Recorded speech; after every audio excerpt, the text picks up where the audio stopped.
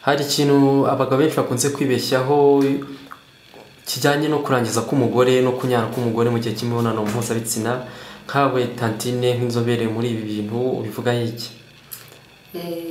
Ikibazo ni ukuvuga ngo umuntu kibeshyaho twamusobanurira, ntabwo kurangiza k'umugore ni ikindi gikorwa kiri ku ruhande. Umuntu arangiza umurimo nyine yawinjiyemo akawukora, akavuga ati ndawurangije ndawusubitse. Niba ari nk'umuhinzi nzawusubira ejo, niba ari umucuruzi akavuga ati nacuruje uno munsi ndangije gucuruza, abakinzi atashye. Ariko ni ukuvuga ngo mu gikorwa cyo kuvuga ngo umuntu niba ari mu mibonano mpuzabitsina akabasha kuvura amavangingo, ntabwo aba arangije, ahubwo ni cya gikorwa aba yinjiyemo cyo gushimisha uri kumukorera imibonano mpuzabitsina.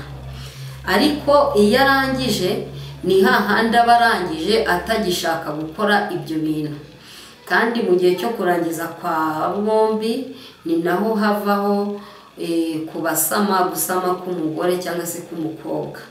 Ni ukuvuga rero ngo mu mavangingo ntabwo umuntu ashobora gusamiramo inda, ahubwo umuntu asama inda kubera ko yarangije, akagaragaza ibyo bita amasohora. Amasohora rero atandukanye n'amavangingo ku bantu babyitiranyaga. Kurangiza ni uko baba bashoje, ariko iyo winjiye mu gikorwa nyirizina uba ubasha umudamu gutanga umusaruro w'amavangingo. Urumva ko bitandukanye rero. Bene tukiri aho ngaho, niba umugore arangije abageze ku ndunduro y'ibyishimo muri icyo gikorwa birumvikana. Ese umugore ashobora kunyara cyakuzana amavangingo atararangiza?